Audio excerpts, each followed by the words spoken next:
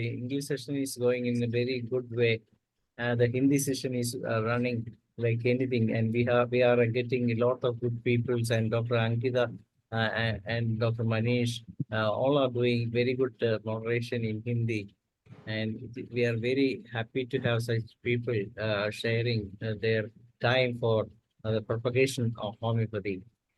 And Sahani sir is leading from the front, and we are very happy to have such a legend in our team to lead us uh, to promote homeopathy, so that more and more good eminent faculties are coming and joining our sessions, and the presentations are all excellent, and those things are very, very important for promoting homeopathy. Even though being a Sunday, we are having a little number of persons joined, but we can hope that some more persons will be joining shortly.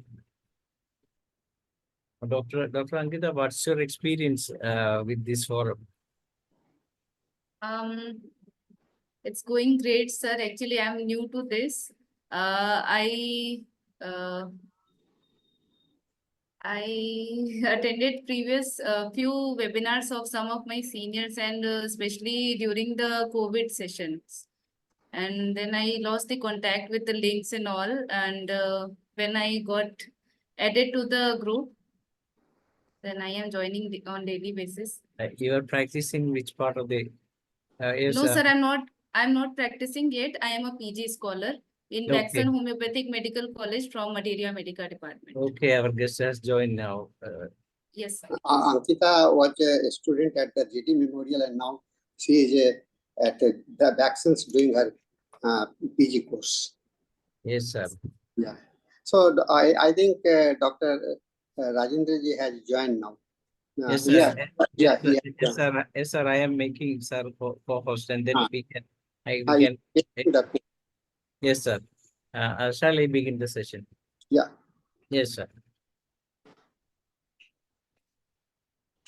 Good evening, good afternoon, and good morning. This is the 1357th day of continuous webinar conducted by International Forum for Promoting Homeopathy. Today, our guest is Professor Dr. Rajendra Rajput. Sir has completed his MD in homeopathy, then PhD in psychology, PhD in homeopathy, MPhil, MPH, that is Master of Public Health, and MSc, and sir has completed MBA also. Sir has a vision and the tool to live purposeful life by teaching and training people about self-care and self-realization to explore their full potential to achieve all around the development and growth.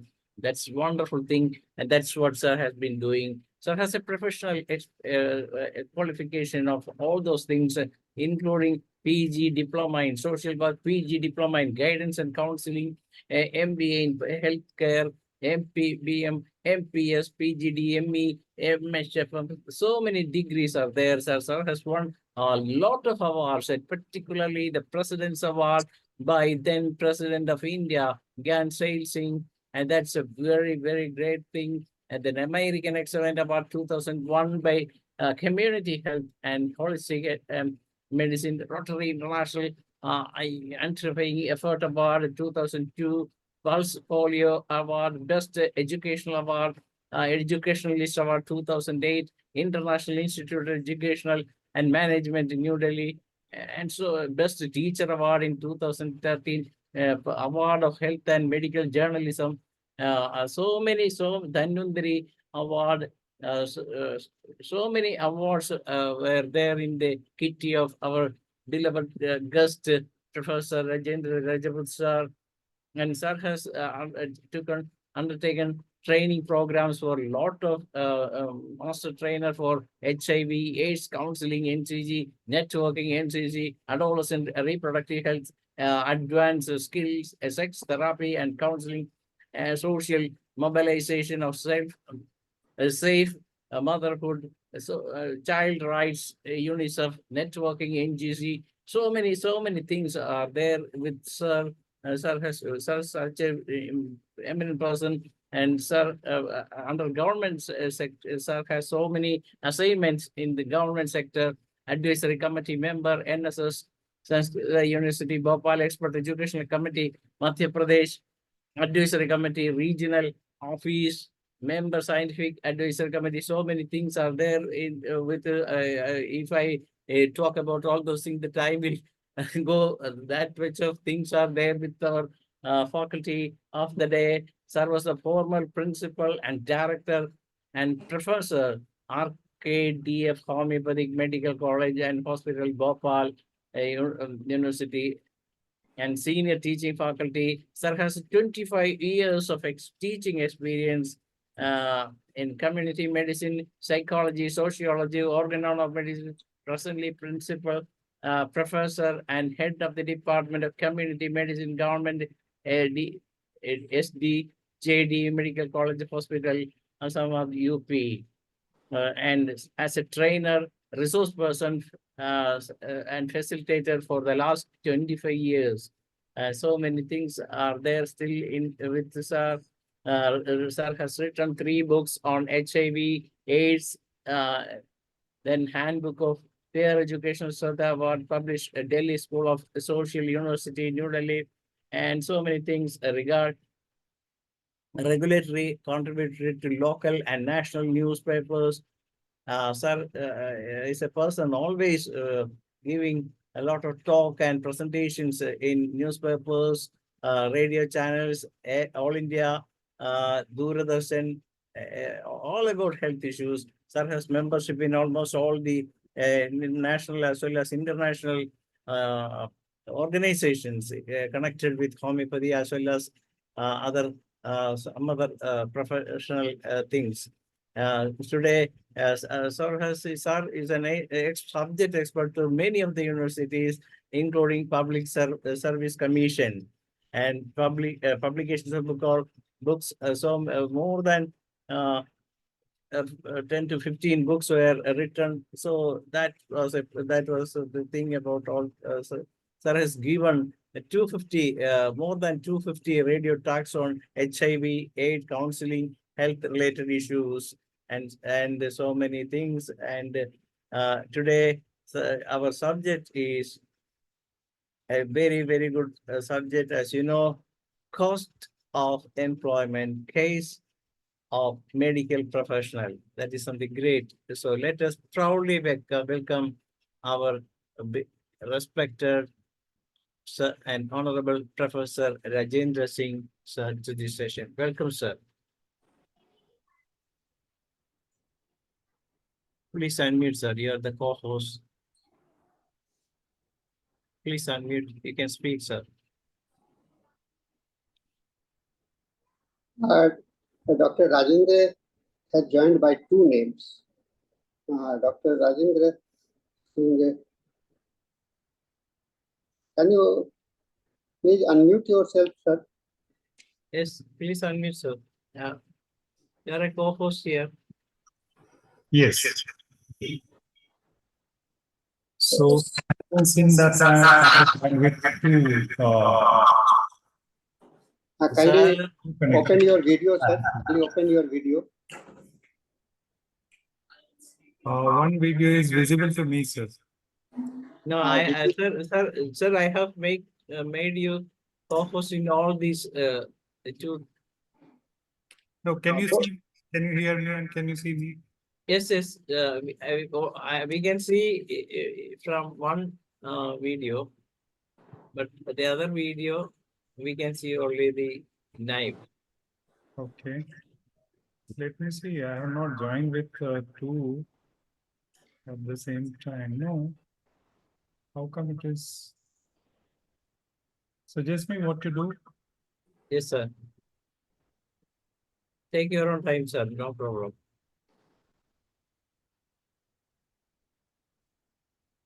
But you can hear me, no?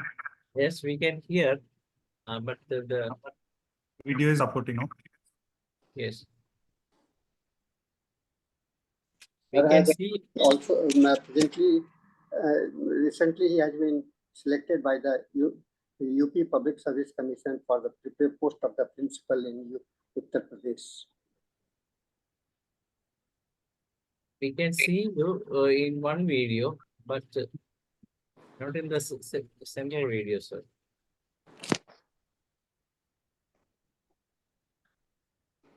Sir, you have to share some PPT.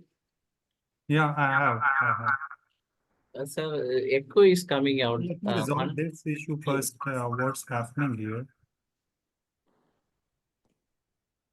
Some is some. Some technical problem is there because I have just joined with only one. Okay, now we can hear, sir. No problem. But No, but you can't see me, no? you can see, or we can see also from one or video, but the video you supposed to share the screen, maybe. I'll do that. I'll do that. But at the Yes, same you may try to share the video so that share the screen, so we Okay. can differentiate whether it is Sure, I'll try it. it is written. Yes, sir.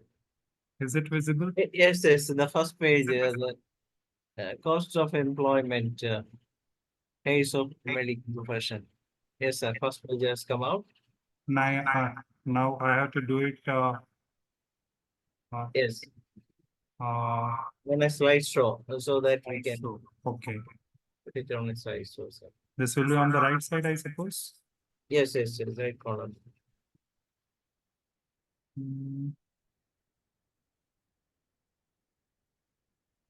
Is it okay? Yes, sir. Fine. It's fine now. It's fine. So, thank you much. Thank you very much, everybody, for having me here and bearing with me with the technical glitches in this evening.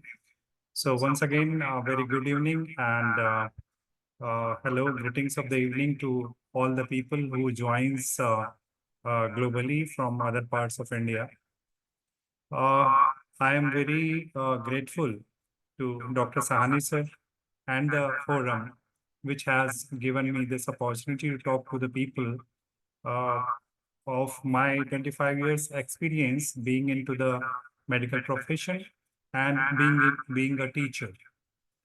My interest to this profession and well-being of the medicos is so much so high that I intended to study that what the cost of profession or choosing this vocation we have to pay or we are paying. So I completely devoted 3+ years in studying this particular topic, cost of employment, case of medical professionals. And my study includes not only the so-called allopathic system of medicine or modern medicine people, but I included Ayush people also in that, along with some paramedical fields also. So I studied allopathic people, then all the branches of Ayush, except SOA, and some cases from physiotherapist, occupational therapist kind of people who do rehabilitation work also. This particular topic or particular research came into my mind once I was just sitting and thinking about myself that who I am and what I am doing. So both the questions came to me. Who I am is a little bit scary question.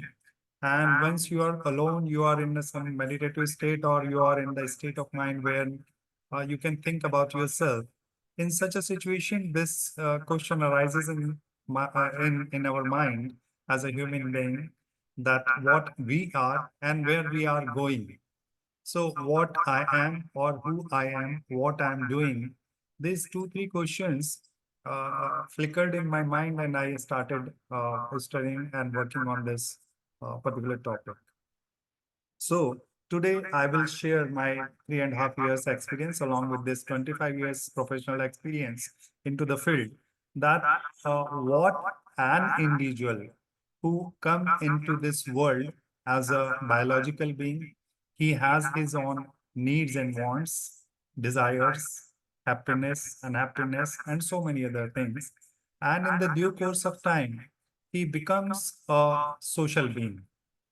And making him this is his journey from an individual to a social being needs lot of agencies of society who are responsible for making him a professional, a vocational, or a person or a being, right from biological being to social being and professional being. So these social agencies or these agencies of socialization plays very important role in our life. May it be an individual or a professional, ultimately he is a human being. So these agencies of socialization, which makes us makes a biological being to a social being and to the professional being, are family. So family has a deepest role to play in our life as an individual, as a professional, as a social being and all. Then after family, we have friends, we have playmates, we have classmates, we have schools, colleges, or education institutions, which also plays a very important role in harnessing our personality, our thoughts, our behavior, our will, our intellect. All these agencies has a deep impact on a person, and whatever he is or she is a professional depends on his or her background, that how he or she is raised up, how he or she is grown up, in what type of environment, which family background, which two psychological aspects are very important in anyone's personality. One is nurture and the other is nature. Nature is a fundamental thing. It's a genetic things which comes from the genes or hereditarily. But nurture is in hands of an individual. If he wanted to become something, he needs to get through the environment. He has to rebuild the environment. He has to think about the periphery, and he has the ability to change it. So nature and nurture both acts on an individual, and he becomes a person. This small session in which I'm basically sharing my experiences is having the outline of this session comprises of expectation of the society. What does the society expect from us as a medico, as a social being, and as a professional being? What is our journey of a medico when it starts, whether it starts with birth or it starts in later years, or what else? Then the lifestyle of a medico. How should be the lifestyle so that the medico can remain healthy for a long time or for the life? Then we have challenges in one's professional life. Then we have challenges in one's personal life also, and how to meet out the challenges. How we can come out of the situations, and how can work out on ourselves, and how we can rebuild the environment. So the environmental building, the environment rebuilding, this is all is so this is session's outline. Kindly confirm me whether it is audible or not. Yes, sir. Yes, sir. It is audible, sir. Okay. Sorry. Right. I'll be continuing. So this comprises of this six seven things, which is how the society expects from us, what is the journey, then what should be the lifestyle, and what are the changes of personal and professional life.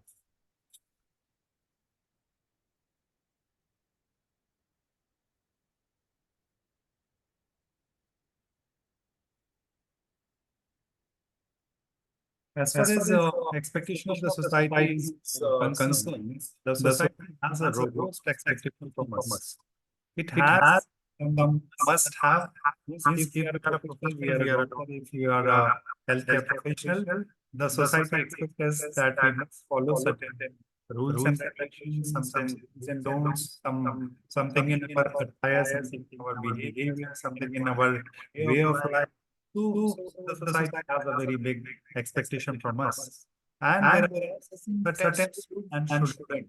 So we all in a day-to-day life as a professional, we pass through all this robust expectation of the society. And in the effort of fulfilling these robust expectations, many times the person feel stressed, many times anxious, many times feels burnout, and when happens that because the coping mechanism not has developed by an or treating his medical studies also, it gives a negative impact on the personality, and the person becomes arrogant. The person becomes angry many times. He is not able to manage his emotions. Sir, Sir, sir, there is a problem that is echo is coming out. Uh-huh. Can you make one of your system please tell me how to do it. mute, What happening? I'm getting it. because both the There are two connections. I suppose I joined. yes, sir, that's both the audios are unmute. That's the reason why both can echo is coming out. So So clarity, uh, there is a clarity loss.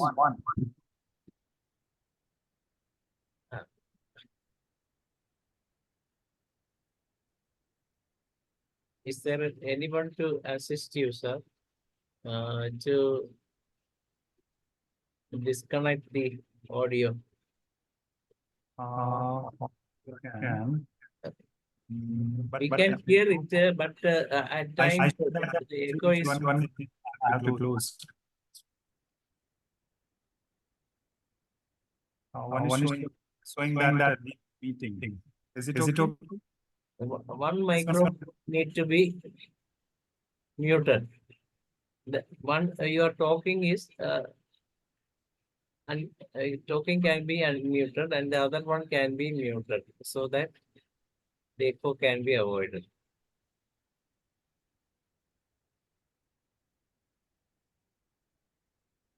Two microphones out.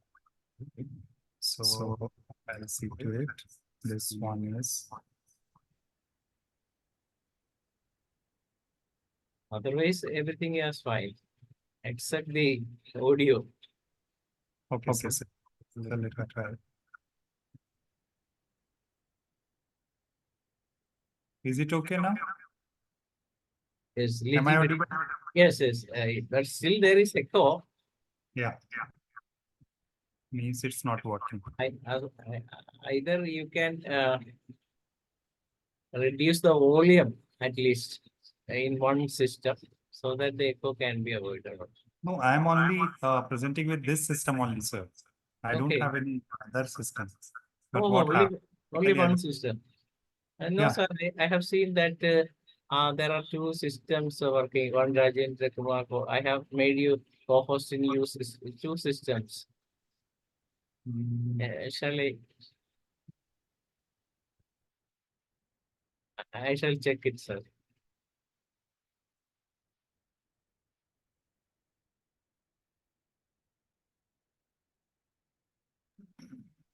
Am I Yes. audible now? Now audible, sir. Now it's okay? Yeah. Yes. Okay. Now I have to reshare the screen now.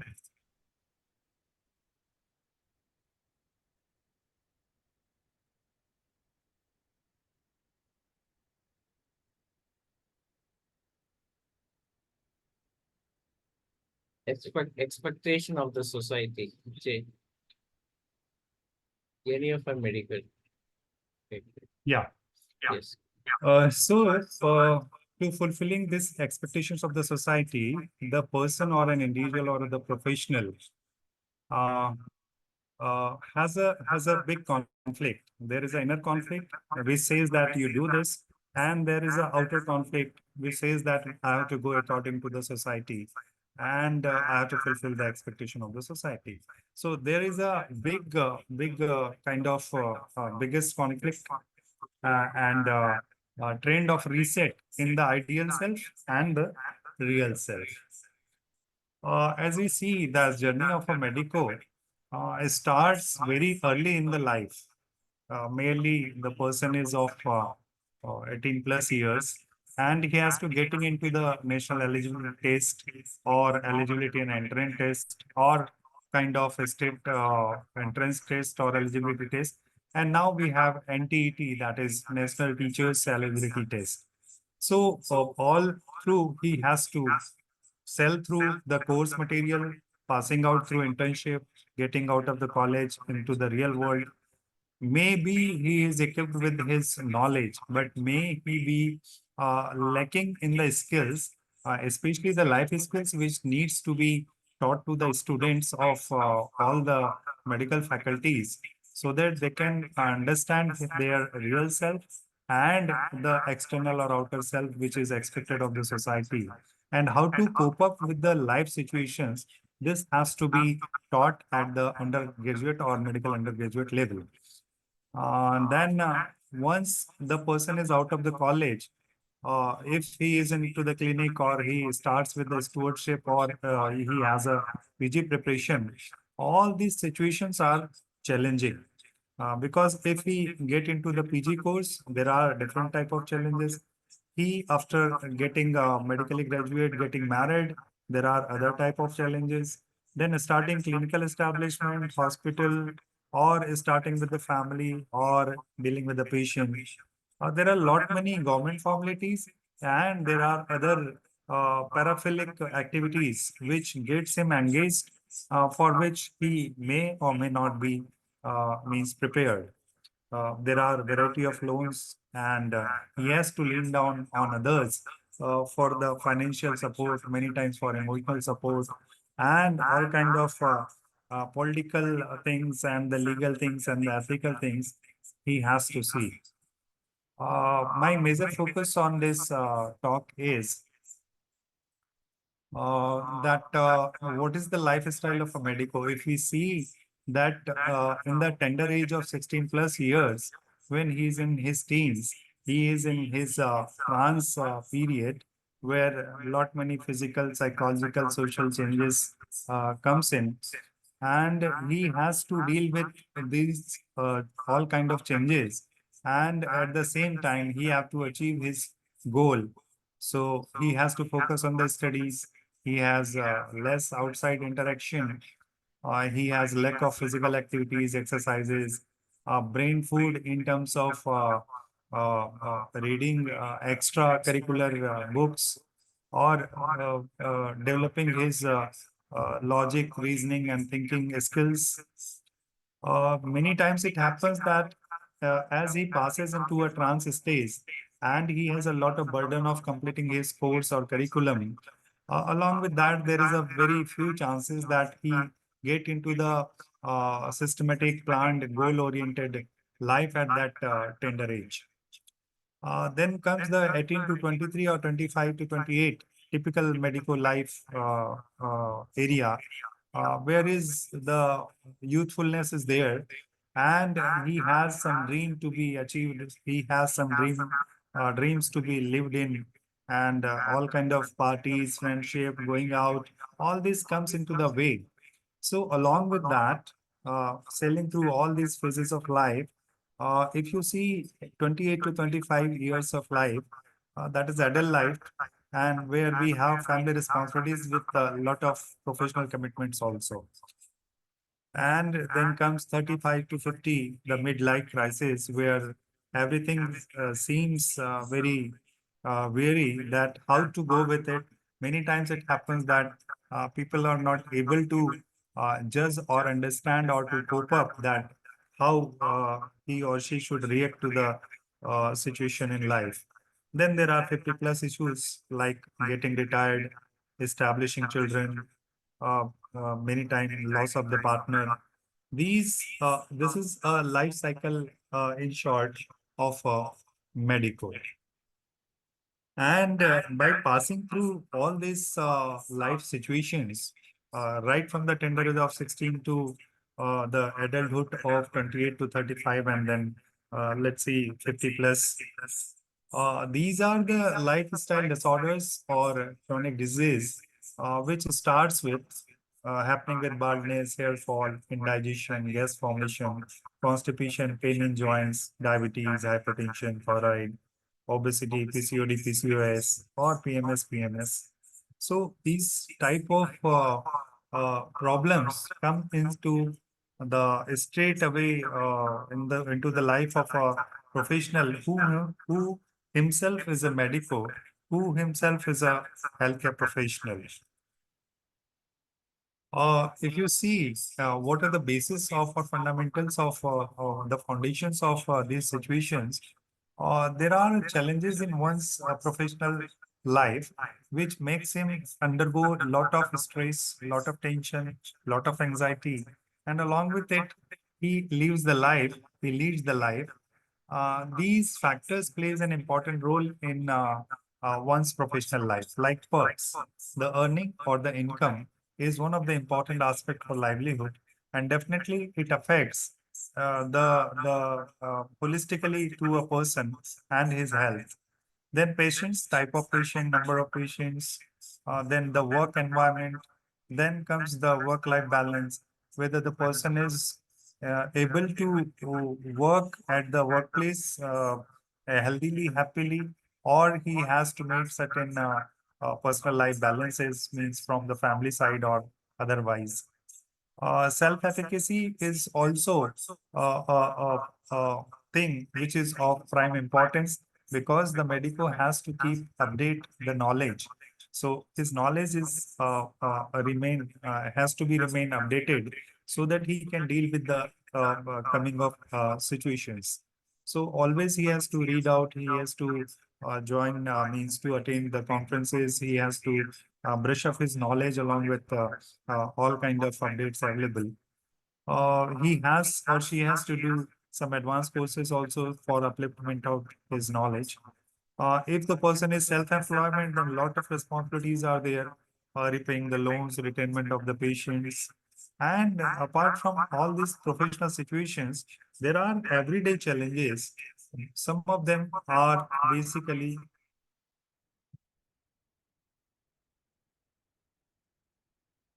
of the personal life. Like there are certain conflict, what to do, not to do, whether it is a right way or it is a wrong way, or what practices I should follow. Because as a professional, there are certain restrictions to play with, and there are certain personality traits also, which doesn't allow a person to go into the market trend. So there are certain conflicts, and there is a situation like you don't have a mastery or self-mastery over your own balance of the emotions or balance of the situations. So there are issues related to physical and emotional well-being. So many times all over the world, globally, it has been seen that long working hours, this imbalance in work-life balance, and the family situations, the work environment situations, all this means create a lot of pressure over the medicals, and stress, burnout, anxiety. These are the certain causes which many times leads to take a step away from the life, like taking up for suicide, or going into depression and kind of situations. So these are certain challenges. Now, how we can meet out the challenges, how we can throw certain lights, and how we can work out, or we can inculcate these means and ways of living healthily and happily. So there is a very famous model of PERMA, which works on mental and emotional well-being. PERMA stands for positive emotions, engagement, relationship, meaningful life or having meaning in life, and sense of achievement. So positive image means you have to feel good, but it is not in our hand that we should feel good. But definitely if we work on it, if we think positively, if we work positively, if we have a positive outlook towards the life, definitely there will be developed positive emotions. And these positive emotions can be can be developed through affirmations. So self-affirmations can be practiced. Then engagement in activities, which is a productive kind of activities, we can work on it, and thus we can make ourselves emotionally balanced. Our relationship also plays a very important role. If we have genuine relationships, maybe with family, with friends, with social support systems, so we can have a mental well-being, and we have happiness, and we have healthiness also. One should must have meaningful activities or purposeful activities, so that we have a sense of achievement in life. And if we follow these 4 5 points, definitely there will be change in our mindset. And if we can follow all these, we can live healthily and happily. For physical well-being, as we know that we are firm believer of vital force, which is known as bioplasm, or some other words also, prana shakti in yoga, and it flows in our body through 12 meridians. So on the screen we have human body energy clock, which is basically from the traditional Chinese medicines, which shows that which body parts, or which organ of the body works at what time. If we can follow as a medico, if we can practice on ourselves, that if we are having a habit of having early morning rising, so during 5 a.m. to 7 a.m., there is a meridian called large intestine. When we wake up and we have to drink certain water, a certain amount of water, we can go for brisk walk. No caffeine or tea has to be taken at this hour. So we can make our body in a healthy way. 7 to 9 a.m. is a time for stomach meridian. It means stomach is very much active at that time. We can have a breakfast, and in breakfast we should include fruits, proteins, low GI carbs, healthy fats, and this way we can move to 9 to 11 a.m. where the spleen meridian is working, and this is the time to make ourselves available for the work and be active. 11 to 1 p.m. is for heart meridian. It means you can work on your lunch, you can socialize, you can chat with the things, and you can do your work from 1 to 3 p.m., which is the time of a small intestine. It means this is the time where you have energy to solve your problems and get organized. Then the time is 3 to 5 p.m., which is time of bladder meridian. There you have certain activities like work, study, and then 5 to 7 p.m. This is the time for kidney meridian, where we should have a dinner and restore our energy. So your kidneys and your energy reserves it. Because in TCM it is believed that kidney has our energy power, and it can give us health. 7 to 9 p.m. it is a time for pericardium, where so we can socialize, we can have fun, and this is responsible for our circulation to brain and reproductive organs also. Then 9 to 11 p.m. We have a triple warmer meridians time, where it works on thyroid, adrenals, and it is responsible for energy transfer, temperature, and metabolism. So we have to avoid eating at this time. Then 11 to 1 p.m. This is a time for gallbladder meridian, where we have to sleep and regenerate our energy. Then 1 to 3 p.m. is liver meridian workout time. Then 3 to 5 a.m. is a time for sleeping soundly. So it is a time of lungs meridian.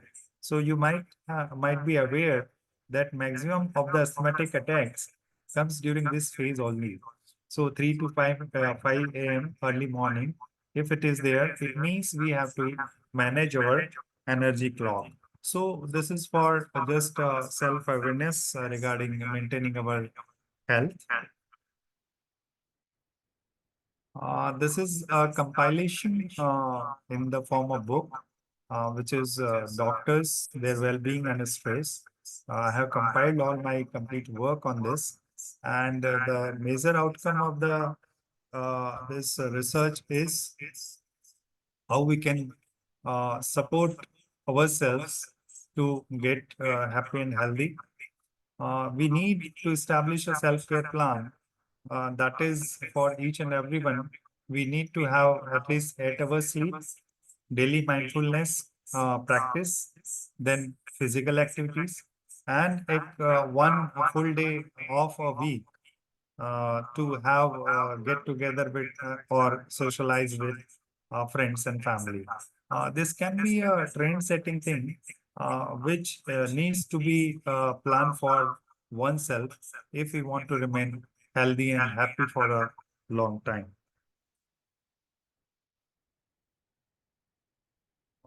This is all from my side. This is in brief something about what the realistic situation of life we are facing as a medicals, and what are the inner and outer components we can work on it. So that's all from my side. Thank you so much for patience hearing. Thank you once again. Really, this kind of presentations are really needed to promote the juniors and doctors to take note of the situation and what are the challenges doctors facing nowadays and how we can manage all those things. These are the things need to be discussed in details, and our homeopathic associations also have a role to play in this situation. What's your opinion on that, sir? Yes, it's true, sir. And recently, if we say all kind of our commission or the bodies, institutional bodies, and the government bodies which run the courses have now CBDC, that is dynamic curriculum, which includes all type of activities. So more things we need to be added into the curriculum is life skills, which has to be taught to each and everyone, especially to the medicos and the budding medicos, in fact. So we need to work on it through our association and through our prime organizations also. We should must means make them unable to work on their life situations. Sir, what I have noted is that most of the juniors, when doctors, when coming out from homeopathic colleges, find it difficult to practice nowadays because a lot of money is to be invested for making a good clinic. And in those conditions, the support from the government is not good as far as the doctors are concerned. Of course, we can get a doctor's loan for that. But how can a doctor take such, for example, 10 lakh rupees for beginning, making such a beautiful clinic? And in those conditions, what the government can offer? So, of course, there should be a mechanism to give some amount of money by way of loan or something to the junior doctors so that they can, as we all know that practicing homeopathy in the beginning is a very high risky thing, because when you get a chronic case, you have to spend at least 1 to 2 hours to take the case, and still you are getting 300 rupees or 200 rupees all in a day, all in the time. How can they manage the clinic? Because the Clinical Establishment Act itself has been implemented all over the country, I think, and as a result, most of the doctors have to pay the taxes in the panchayat, the registration fees, and all those things. At least minimum 2,500 to 3,500 per year for that.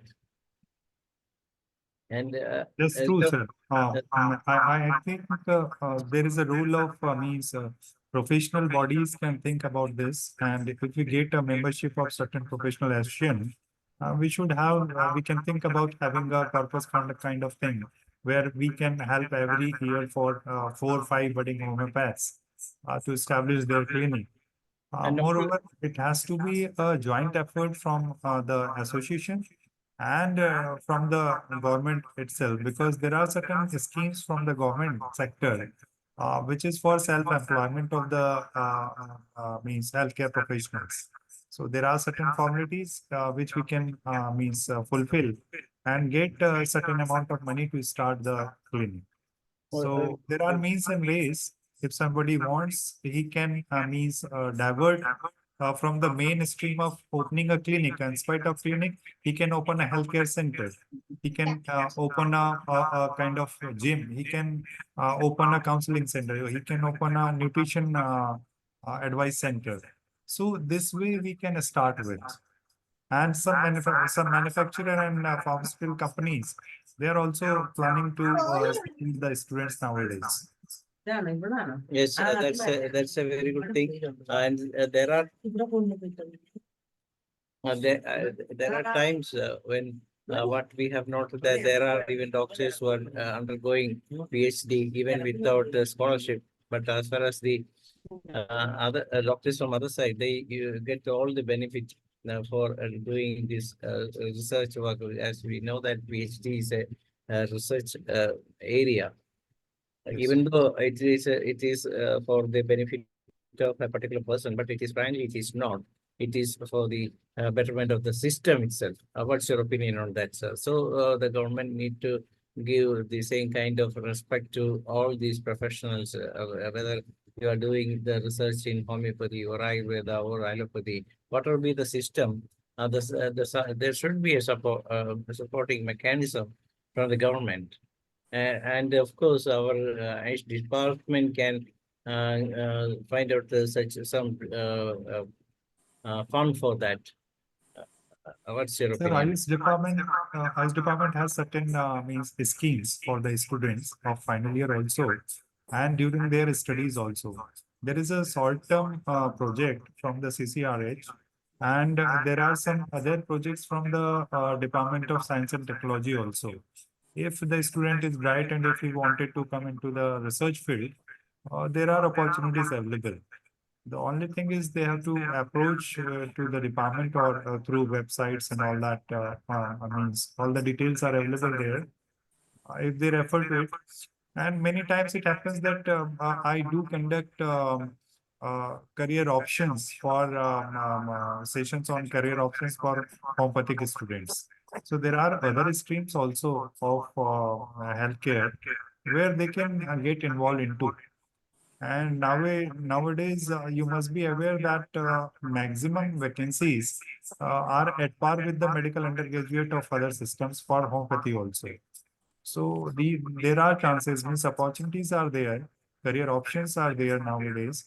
The only thing is one has to be aware, and he should not limit his thinking that I must practice only or go to the hospital only, or I'll do the PG only. So there are means and ways. Okay, sir, that's good. So, Dr. Rampraj, sir, you can speak to our guest. Thank you, Ranesh. Congratulations, Professor Dr. Rajendra Rajput, sir. Thank you so much, sir. Thank you so much. Very nice, beautiful, describe health care, lifestyle of medico, emotional, and human body energy clock. Sir. Beautiful scene. Very, very thanks. Thank you, sir. Thank you so much, sir. I just tried to share a little bit of knowledge, whatever I have. Yes. No, no. Okay. Very nice. Excellent no. session. Now I invite Dr. Boblin to say a vote of thanks to this session. Dr. Boblin. Hello, Dr. Boblin from Malaysia. You can say your comment as well as you can say a vote of thanks to this session. Sometimes there may be some technical problem. Dr. Bob, are you there?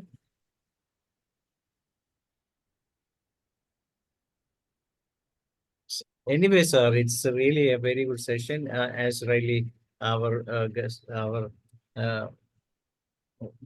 senior doctor Ramrajesh sir told, it's a very interesting as well as very powerful presentation. Unfortunately, due to some technical problem, we were not able to communicate in a better way.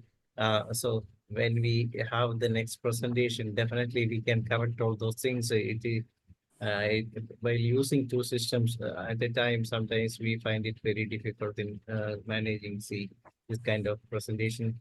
Anyway, it is a worthwhile session all in all, and we congratulate you as well as we thank on behalf of International Forum for Promoting Homeopathy, as well as on my behalf, myself, I am thanking you for the excellent session in this evening. Thank you, sir. so much. Thank you. Thanks to all.